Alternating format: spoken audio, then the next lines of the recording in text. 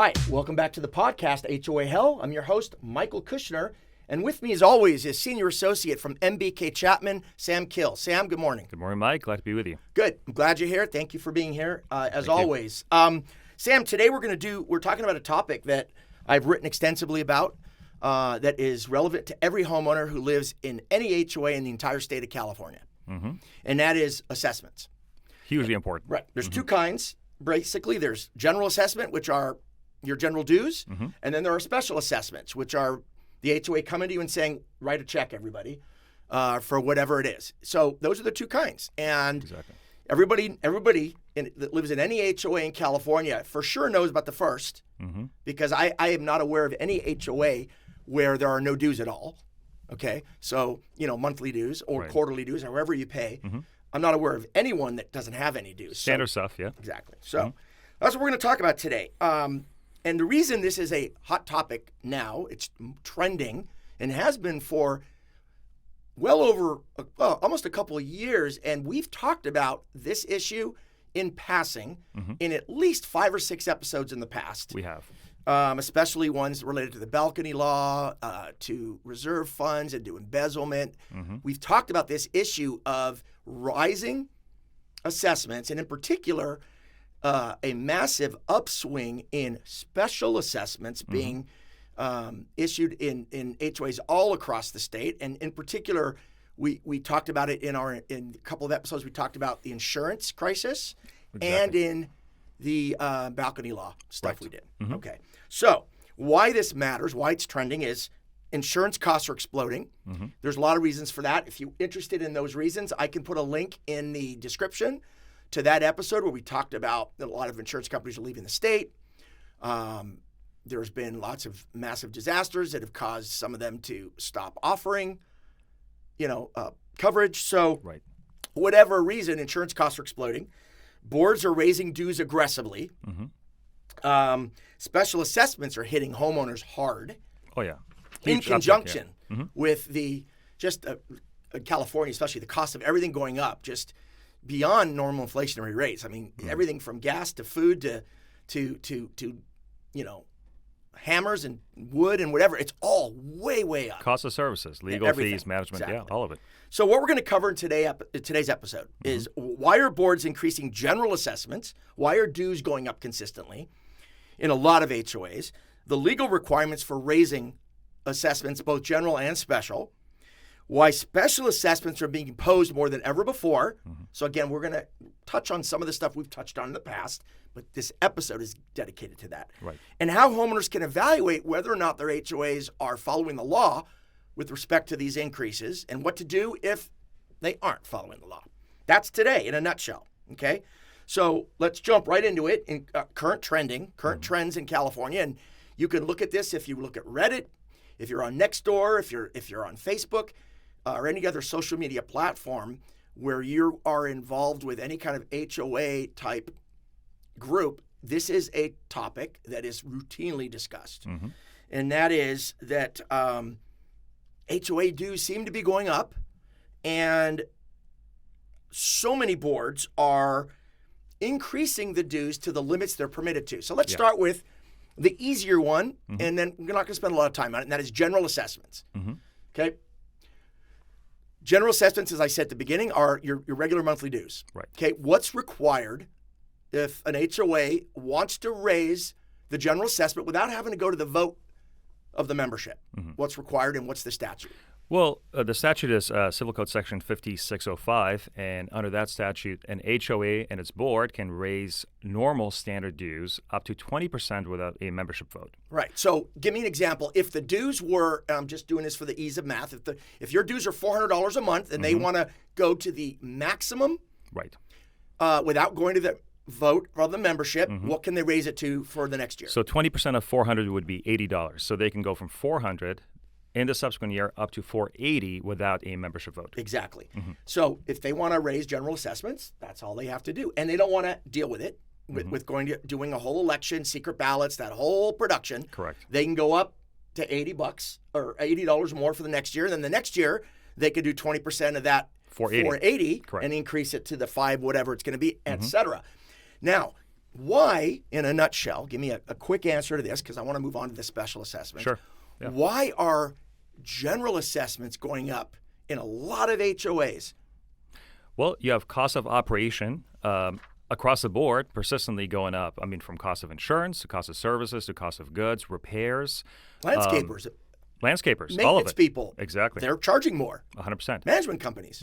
Everything's going up in Right. California. We have a lot of increased prices. We right? do. We do. Yeah. And now with cost of gas and everything else being factoring in addition to inflation, I mean, that's going to have a trickle effect that's going to invariably, cause even more of an uptick when it comes to these things. And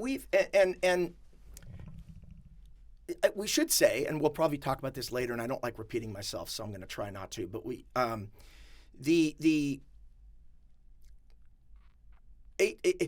if an HOA is being managed properly, the correct way to fund future projects, to fund the reserves properly, is to do it through general assessment raises over time, as opposed to hitting people with special assessments, right? Correct. Special assessments, in an ideal world, there would never be a special assessment. Is that fair? Agreed, yeah. Okay. In an ideal world, there would never be a special assessment. There would just be timely increases in general assessments. Okay? So that if a board's being managed properly, and in the absence of a true disaster or unforeseen act of God or some kind of emergency circumstance like that, you should never be seeing those special assessments, and everything should be done through just managed general assessment increases over time to account for not only increased costs of goods and increased costs of services, but also to sock away money. Allocating enough funds and the reserve so that you can pull from that and fund any upcoming events. And never have to actually go to the people and say, give us more. Exactly. Right. And so that's what should be happening. So you mentioned increased costs as one reason why general assessments are going up pretty routinely in a lot of HOAs throughout the state. There's another reason. We talked about it already. Insurance premiums are going way up. One of the big causing factors of that is we've had some big disasters that have been declared disasters in California. Our last episode that we just did last week was on the new law that California passed to fast track people's rebuilding of their homes after a declared disaster. And the impetus for that law was the huge fires we had at the beginning of 2025. You know, the Palisades. Yeah, the Palisades, or was it Eldon? Was it the Eldon fires? It was Altadena, and so bunch of them, all over LA. This was a declared disaster. Okay, well, when those fires occur, or a huge earthquake occurs, or something like that, but the fires have actually occurred, that increases.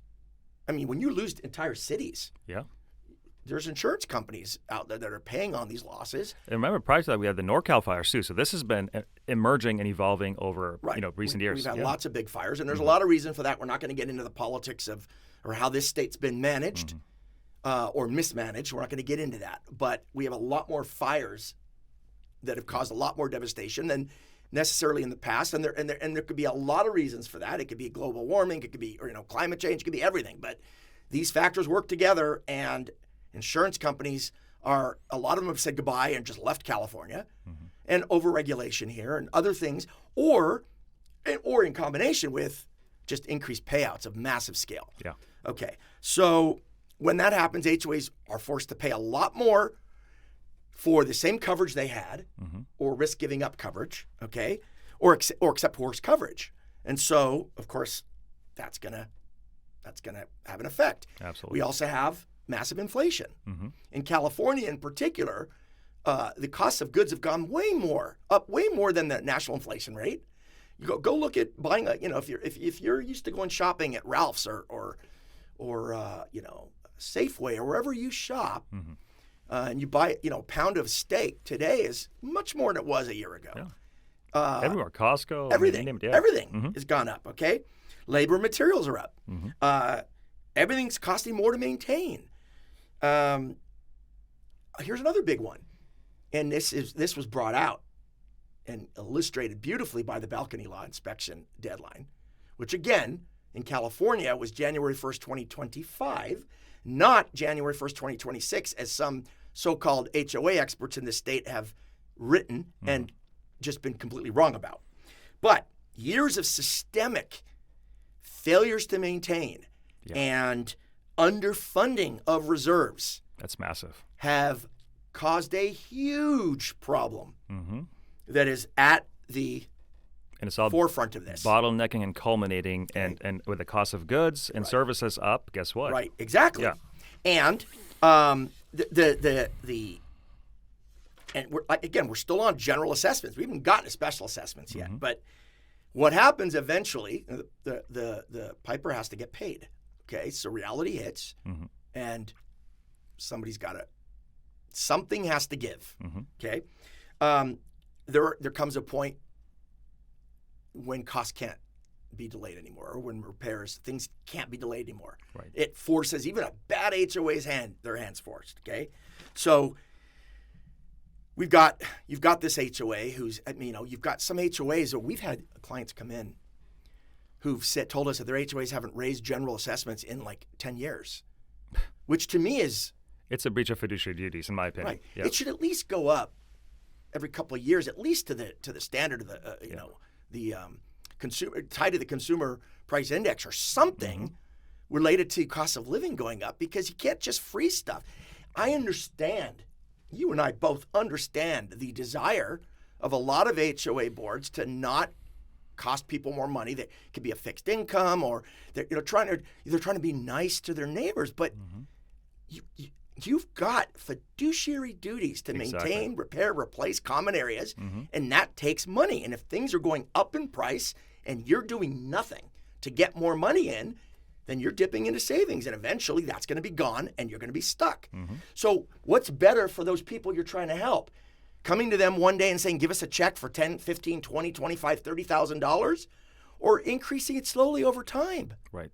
To me, it's a no-brainer. It's a no-brainer. And one of your duties is to preserve property values. And unfortunately, many of these board members believe that by keeping dues low, that's what they're doing. In fact, they're causing tremendous prejudice to the entire community. They are not helping anybody in the long run. In the short run, maybe. Now, you get massive fiduciary breaches if you have people on the board who are like, well, I'm selling in a year or two, so I don't really care. Yeah. That is just, look, they would never admit that, but if they ever did, that would be proof of breach of fiduciary duty right there. Bottom line, guys, is that it is perfectly legal. We've had people complain, I had clients complain. They're raising it every year 20%. How are they allowed to get away with it? Well, the law allows it. Yeah. If the board wants to raise it every single year 20%, they can. Right. Period. End of story. Okay? So the increases, as long as they're within that 20% range, are completely legal, and there's no court that's going to step in and say you're doing it too often. They can do it as much as once a year. Absolutely. Okay. It doesn't mean, just because they're doing that, doesn't mean that they're necessarily been responsible in the past. They might be trying to make up. You might have a new board trying to make up for, that 10 years of not raising it. We're going to raise it for the next 10 years. I could see that happening, and that is actually, while painful, it's responsible, and it's still better than the special assessment route.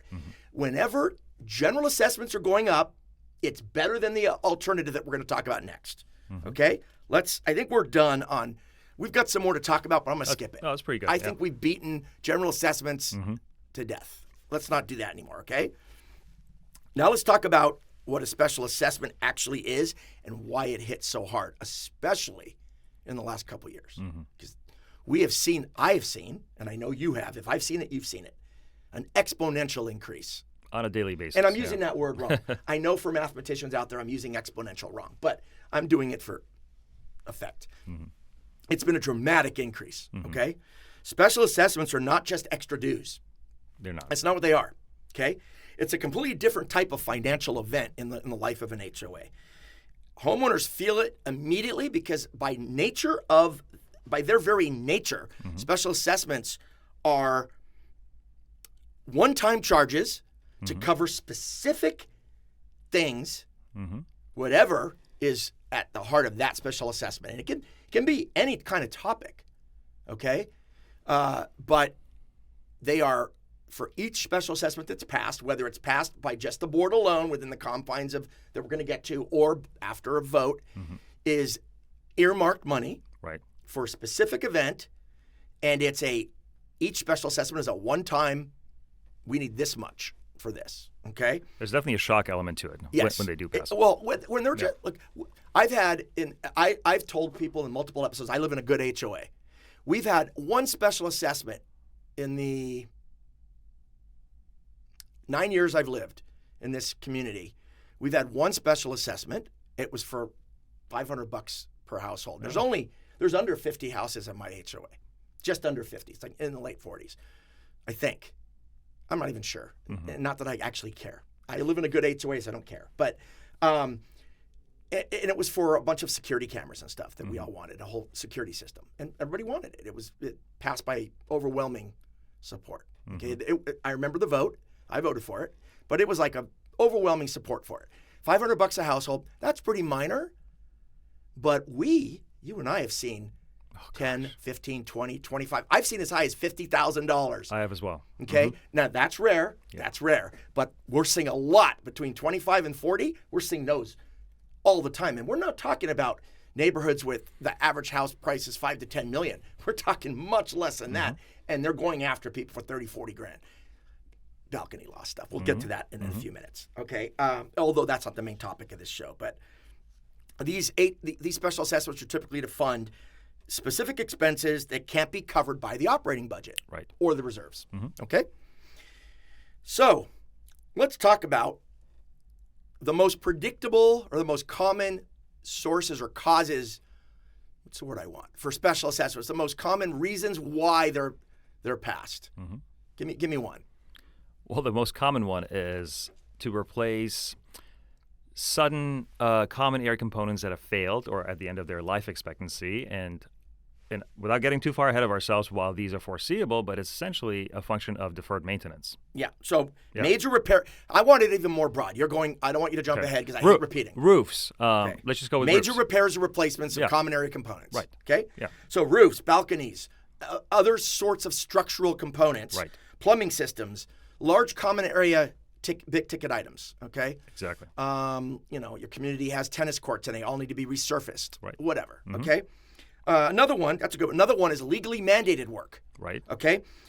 Inspections that were required under the balcony law. Okay, let's say we're talking balcony law is really codified at Civil Code 5551. And those balcony inspections were supposed to be completed by 1/1/25. Correct. And then those reports come in after that, and they recommended fixes of this or that. Special assessments have one of the most common reasons they've gone way up is to cover those things. Exactly. The repair replacements of those things that are now legally mandatory. Okay? Another one we see a lot is, again, as a result of some of these new laws like the balcony law, when you deplete your reserves to cover something that should have been covered before, you now have to replenish those reserves. And a great way, and I say great not because it's a good thing, but it is a quick thing. Right. So it's great because it's quick to refund or to replenish your reserves is to tell everybody, all right, write us a big check. Yeah. So a lot of these special assessments are being used to replenish depleted reserves that shouldn't have ever been depleted that way. Okay? The reason special assessments hit so hard is A, they hit immediately. B, they're mandatory. That is, if you don't pay them, they can go and foreclose on your house and take your house. On everyone, yeah. Everyone, okay? If enough people don't pay them, then the whole neighborhood gets screwed because Fannie Mae, Freddie Mac will delist them.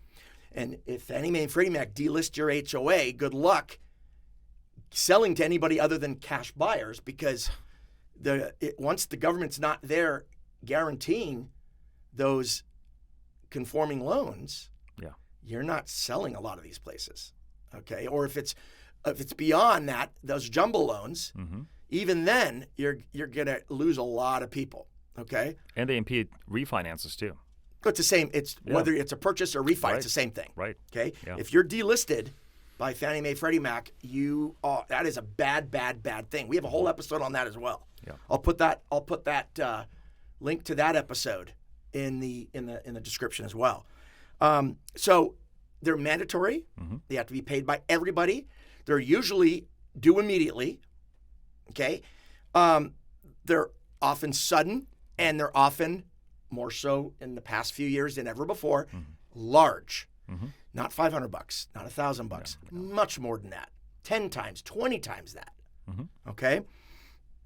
And a lot of them, unless your HOA is one of the HOAs that can help secure loans for all of the homeowners to fund that special assessment, they are very short payment deadlines, right? They're due, and you've got to figure it out. It's either, I mean, it really is, write us a check and you figure out how to manage it. Now, that really, really hits certain segments of our population harder than it hits others. People on fixed incomes. Senior citizens, Right, are hit much harder than somebody that's working and bringing in money all the time. Or families that are already living, at the edge of of what they can comfortably handle. Right.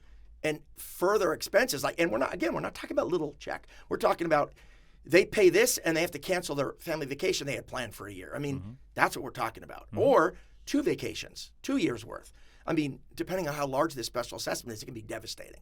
And then there are people who literally can't do it and they got to sell. And that's a whole nother set of problems because of a looming special assessment doesn't make selling it that attractive. It really doesn't bode well for their list of people that could buy. So it creates its whole set of problems. Now, in many cases, special assessments are triggered by emergencies, which we're going to cover separately in a few minutes. They're caused by what you were just talking about. Years of what?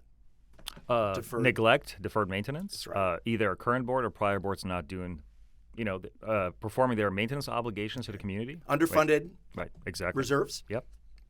Failure to follow reserve study recommendations. Oh, that's huge. We see that all the time. They actually have a reserve study. You look at it, it said, and then the board went, nah. We have one right now that we just got onboarded, litigation. So it actually skipped pre-lit, but I onboarded this specific person. They are going right to litigation. We have the reserve study where the reserve company said this roof is X amount of years beyond its useful life, and board ignored it year after year after year. So, I mean, they were saying you have to replace the whole roof.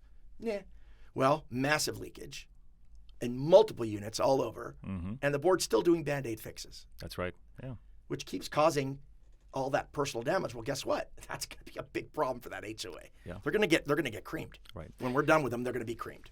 There's one other facet that contributes to this in a meaningful way, and that's delinquency among non-paying members. And some bad boards will actually not take any action to remedy that or to collect. That leads you back to the Fannie Mae Freddie Mac issue, the delisting, because you're limited as to how much of your HOA is refusing to pay. Right. But that's not causing the special assessments. If money's not coming in, the revenue is limited, they will actually go to that second gear of special assessments oftentimes. Oh, I'm sorry. I thought you were talking about people not paying their special assessments. You're talking about general assessments. General assessments. And they want to be neighborly. We don't want to enforce against them or lien their property. So although it's well-intentioned, it's a form of breach of fiduciary duties that then will have trickle-down effects. It basically puts the burden more on the people that do pay. Exactly. The problem with that is it's not one of the most common reasons why we're seeing this uptick. Right. It's we're talking about why are we seeing so many special assessments. It's not because of an uptick in people failing to pay their general.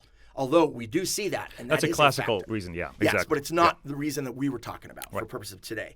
So I kind of gave a real-world example with the new case that we just got.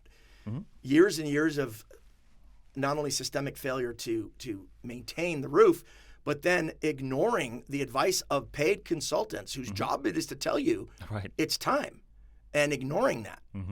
And then doing Band-Aid fixes, which they're Band-Aids. You don't put a Band-Aid, after you have open heart surgery, you don't close it up with a Band-Aid. Right. Won't work. Okay? So that's where we're seeing a lot of that in the balcony law situation that we've covered. Okay? That law has caused so many special assessments, big ones, because it exposed years of neglect on some of these components that HOAs were like, we don't have to reserve for that. It's, it'll be fine. It'll be fine. And that works for a little bit. But eventually things fail. Everything fails. And when you have something that could kill people, like it did in Berkeley or Florida, that's a problem. Tragedy. Okay. Yeah. Mm-hmm. So when you see a special assessment come through, the right question that you should ask in your mind, I guess it's not just what's this for? It's a good question to ask, but why wasn't this expense planned for? In other words, why are we getting specially assessed for this as opposed to this being expected? Okay. Now, if the answer to that is obvious, well, I live in the Palisades and my entire neighborhood's gone. Okay, I can see that. Yeah, you know why? Because nobody expected there to be a fire that would destroy the entire city. Okay. All right. So now let's talk about the threshold voting for special assessments. Okay. Same statute, 5605, the Civil Code. Tell me what the rule is in the Davis-Sterling Act for a board that wants to issue a special assessment without having to get permission from the members. Sure. Well, the rule for special assessments, Mike, is the board can go up to 5% of the current year, this year's gross expenses, without a membership vote. Right. Anything exceeding the 5%, they need to go to the membership for a vote. So the gross budgeted expenses for that current fiscal year, as reported, as they reported to everybody in their disclosures, right, 5%. So if your budget was $1 million, that's a huge HOA. But let's say you had a budgeted gross expenses budget of $1 million, the board can go 5% more than that, up to $50,000, without having to ask. Okay. Anything else requires a member vote, and what that would require, and this is what's important because, and I guess $1 million is not a great example because that's a big HOA. Let's use something that's more realistic. Okay. All right. Annual budget of $600,000. Okay. So 5% would be $30,000. Correct. Okay. So the board can say, okay, we need $30,000 from the population. Now this isn't $30,000 per household. This is $30,000 total. In the aggregate, which would be divided by however many members there are. So if there are 100 members, that's $3,000, or that's 300 apiece. 300. Yeah. Okay. So that's important for a couple reasons. Number one, it's not $30,000 per house, and it's not for that special assessment, and then they can do another one for the same 5%, and another one. No, that's the year. So I'm pretending in our example that there was only one special assessment that year. Boards can't get around that rule by breaking up projects into different special assessments in 1 year, because as soon as the total hits that 5%, you're done. Now it's time for a vote of the members, okay? Now, we're going to get to the exception, but anything more than that requires a vote of the membership by the normal voting rules that we've talked about in other episodes. Secret ballot, inspector of elections, all the timelines, that's all in play now, okay? And it requires, you got to look at your governing documents, but in the absence of governing documents, it requires a specific number of the total homeowners, okay? So that is to me, that's a pretty low number. In other words, the legislature said, okay, if you're going to do special assessments because they hit people hard, et cetera, we're going to make that threshold pretty low. And it is, okay? Now, there is an exception. There's an exception to that 5% rule. Yep. That exception means that the HOA can go ahead and the board can go ahead and pass a special assessment without going to the vote of the members, even if the number exceeds their 5% limit, if it falls into what's called the emergency exception. That's right. And that seems, in theory, that's a great idea. You got to give that sort of flexibility because elections take months. The problem is that bad HOAs, not the good ones, but the bad ones, completely misuse and abuse the emergency exception. And we have done at least one podcast on misuse or abuse. I think it was a short. Misuse or abuse of the emergency exception to the special assessment rule, and I will leave a link to that in the description as well, okay, for anybody that's interested. And it's this misuse of the bad, it's this misuse by bad HOAs of the emergency exception that is our next section we're going to talk about. Because it is frequently done. It's easy. Yeah. So instead of it being truly emergency, and we're going to talk about what constitutes an emergency because Davis-Sterling Act is very clear. Section 5610 of the Civil Code lays out the 3 kinds of emergencies. It has to fall into one of those 3 things. If it doesn't, it's not an emergency within the meaning of the Davis-Sterling Act. That has not prevented, though, these bad HOAs from strong-arming non-emergencies into the emergency exception so they could skip asking the members. They can't do that. We see that all the time. It is their number one play in their playbook. If you have the HOA from hell, bad HOA playbook, how do we get money without going to the members? This is number one playbook. And it's so transparently easy to see if you know what to look for. Okay? So, these fake emergencies. Before we get to specifics, let's talk about what the statute says. Sure. So 5610. Yeah. Do you remember, can you off the top of your head give me all 3 kinds, or do you want to just give me one? I'll give you all 3. So Go the ahead. first one is if it's by virtue of a court order or court-compelled component. Or law. Or law. Operative Or law from that the requires local it. city. Right. Yeah. Okay. The second one is if it implicates or involves a health or safety issue that presents an immediate one that's a substantial. So an immediate threat to health or safety. Correct. We'll get to examples of that in a few minutes. And the imminence of it, of course, Okay. right? And the third one is if it involves an issue that could have not been reasonably foreseen and accounted for in terms of allotting for reserves and maintenance. In that year's replacement, budget. In that year's budget, correct. Exactly. Yeah. Okay. So the expense either, or the special assessment fits into the emergency exception if it hits one of the 3 things that Sam just said. One, it's by order of a court or a city or municipality, law or something, or order. 2, it represents an immediate threat to health or safety. Or 3, it's an expense that could not have reasonably been foreseen and budgeted for in that year's budget. Right. So, now, by the way, when an HOA has to rely on that 3rd exception, there are a couple of requirements that have to go along automatically. And in the absence of that, it won't apply. This exception won't be applicable. And that is that the board has to simultaneously make available to the membership a written resolution from the board containing the nature of the problem and the reason why they could not have reasonably foreseen and budgeted for it. They got to put that in writing. Which is fantastic. Exactly. Yeah. That's very good. Now, other than those 3 things, there are no other excuses for an emergency exception. There's no other little catch-alls. That's it. It has to fit in one of those 3. So how might that use of those 3 exceptions play out in real life? Because I think people learn best from real life. Let's talk about real life. Sure. Let's talk about, I will give an example, and you tell me which one it qualifies under. I'm going to play a game with you right now. Go for it, yeah. Okay? Balcony collapses.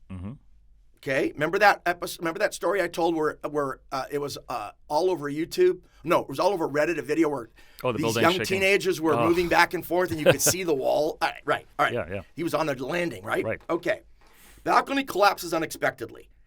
I would say that absolutely qualifies under the emergency exception. Which one? Absolutely does. I would say the best one it would fit under is the health and safety issue. Imminent threat of health and safety. Yep. If that collapses, people are going to die. Or people can die. If somebody's under it or on it, somebody's going to die. Okay? Absolutely. Here's one. A city orders an immediate structural repair. Something's been red tagged. Yeah. Okay? That could fit, by the way, no more than one. But for purposes of my example here, I would say that falls under which? The first exception, which was the operative law and city-related compliance. Now, that could just have been easily been as a result of a lawsuit and a court issuing an injunctive order. Could have been that too. Same thing. Right. You're right. And then let's do this one. Underground water main line just suddenly bursts. There have been no prior leaks. There have been no warnings that this was happening. It just water starts coming up through the asphalt. Right. The third exception couldn't have been reasonably foreseen because of the hypothetical you presented. Yep. Now, if they had been on notice of it, that would not apply. Yep. But in my example, they were not on notice of it. Exactly. Okay. And therefore, that fits into the couldn't have reasonably foreseen. In other words, stuff happens. Okay? Yep. So bad HOAs know those rules. And they routinely go well beyond that in order to justify, we don't want to go to the peons and ask. We're going to do what we want because we know it's best. Okay? And we'll talk about why that happens in a few minutes. But they, for example, will masquerade long-term failures or deteriorations as sudden emergencies and say, well, it applies under the sudden emergency. It's a health and safety emergency. No, because it's years of neglect and deterioration. Right. But that doesn't stop them from doing it. Now, they're right. Now it is. It could be a sudden emergency, but it won't qualify. Does not qualify because it became that only because they allowed it to happen. Okay? Years of deferred maintenance, same thing, right? Known problems that are repackaged as unforeseen. So there were small leaks in those pipes under the asphalt for years, and they didn't do anything, and suddenly it bursts. Oh, that's a problem. Now, they would still be able, I think, to get away with getting the repairs done immediately and assessing, but they're going to be liable for breaches by the homeowners, okay? So let's take an HOA that, well, you know what? I think we don't need to give any more examples. I think we've done enough. Let's move on, okay? Yeah. Another misuse, tell me if you agree with this. Another form of misuse of the emergency exception it is not just classifying something that shouldn't be an emergency as an emergency. We just talked about that. Is also something that I called it in my book, I think. I called it lumping. Oh, yeah. That's a common one. So lumping, and I don't know if that's my word or if that existed. I'm using that word, but I can't tell you whether or not I've heard other people use it. So I don't know if I invented it. But it's a good self-explanatory word for that concept, too. Right. Yeah. Okay. And so lumping occurs when an HOA actually identifies an actual emergency, okay? And then uses that as a justification to assess a larger amount of money from the homeowners than would be to fix that one part that constitutes an emergency because they want to, while they're at it, take care of some other stuff that aren't emergencies. Right. So let's say there really is a true emergency that would cost, if they were to allocate it to all the homeowners, might cost everybody a $500 check. But they want to do a special assessment of $1,000 per homeowner because that other $500, while they're at it, they want to use it to fix a bunch of other stuff. Can't do that. Can't do the $1,000 assessment. You can only do the $500 assessment because you cannot lump non-emergency repairs with an emergency repair to get a larger than 5% number out from the homeowners without a vote. We see that lumping all the time. It's sneaky. You can't do it. Right. Okay? It's a very common tactic. Now, you're a homeowner. You suspect illegal assessment, general or special, doesn't matter. You suspect that an assessment that just happened was illegal, either because it goes beyond the threshold, general 20%, special 5%, or it's being lumped, or it's being shoved through as an emergency when it's not. Any one of those. What do you do? Well, let's start with what you should never do. People's first instinct, we hear this all the time. What is the mistaken first instinct that a lot of homeowners justifiably have that we tell them you can't do it? They, under the false understanding that they have a right to offset, they withhold payment and they refuse. They refuse to pay the special assessment. So they have said, they tried to pass this thing. I have not written a check. I've not paid it because I protested it. I'm not doing it. It's wrong. It's illegal. We tell them 100% of the time you can't do that. Even if it's illegal for multiple reasons. You do not have a right under the Davis-Sterling Act to offset, okay? You must always pay the assessment. You waive no rights if you pay an assessment. You don't have to pay it under protest. You don't have to write a note on the memo of the check saying under protest. Right. You don't have to notify them that you dispute the assessment. You don't have to do anything to preserve any of your rights at all. You can do nothing. You could be silent. Just write the check. And then challenge it, as long as you do it within the statute of limitations period. There is no obligation for you to preserve any of your rights to argue that a special assessment or a general assessment increase is illegal. Exactly.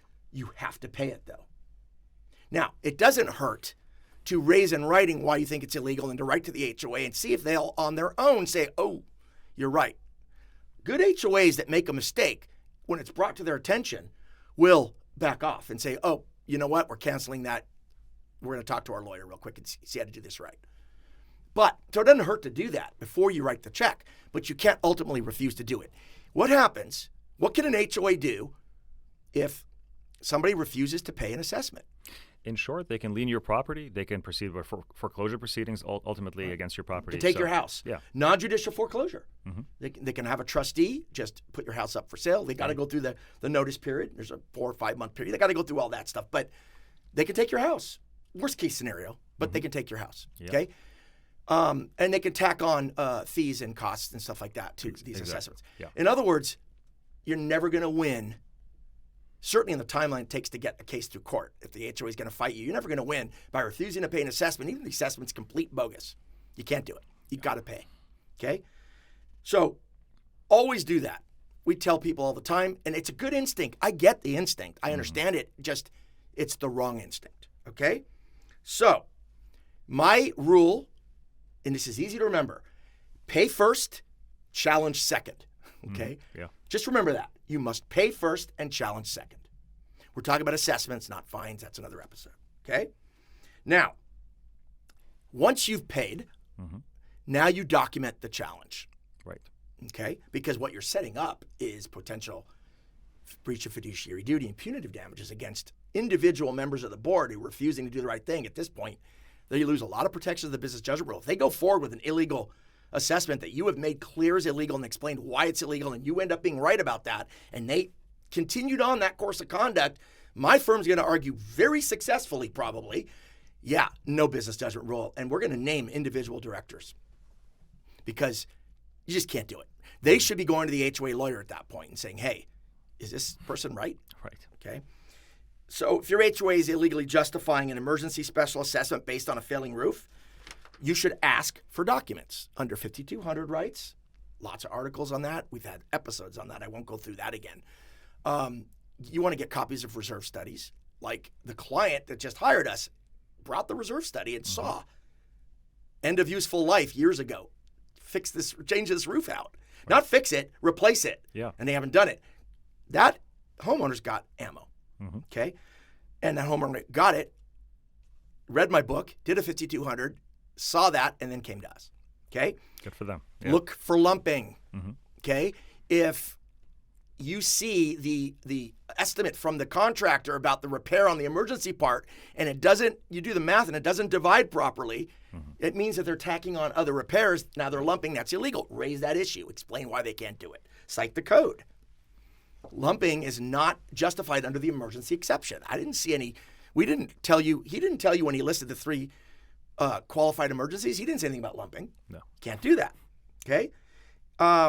Always have your evidence in a line, your documents and your code section citations before you write, so that you have credibility. Right. Because if you're credible and you've notified them and they ignore you, you're going to get them. You're going to get them. Okay? That's what you want. Folks, special and general assessments are on the rise statewide, exponentially. It is happening because of several reasons, just one of which is the balcony law, but other ones include, some of the just massive special disasters that have occurred, natural disasters like the huge wildfires that burned through LA at the beginning of 2025. Insurance costs going up, insurance companies leaving the state. These issues all mesh together, and they're all explanations for why it's happening. The HOAs have authority to raise special assessments without going to the homeowners, as long as they do so within the limits set by the law.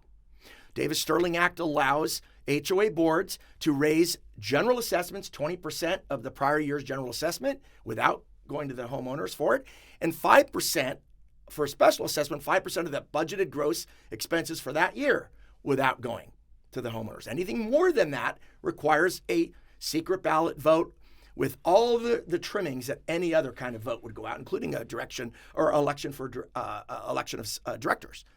All right, so they are empowered to raise within the confines, but it's also important why they're raising. If the reason they are assessing you people because of their failures, and they're being the board as a whole or passports, their failure to maintain, repair, and replace over time, you might still be able to go after your board for that. That's negligence. There's no reason why every so many years, every decade, let's say, they should be assessing everybody because they don't want to raise the general dues every year to cover these expenses on an ongoing basis. We see that a lot. Do your do your diligence, do your homework, request documents, take a look at those documents. You're armed with the law. You look at the documents and you see whether or not what they're trying to do is legal. If it's not, you come to us at MBK Chapman and we will set your HOA straight. If you like this episode, please hit the like button. And if you haven't already done so, please subscribe. We are growing. Our podcast is getting out there. We want more of you people out there joining us every week for our episodes because we're building a movement here, okay? If you want to leave a comment or ask a question, I answer I would say 90% of the questions that are asked. I answer those personally. Until next time, folks, have a wonderful day.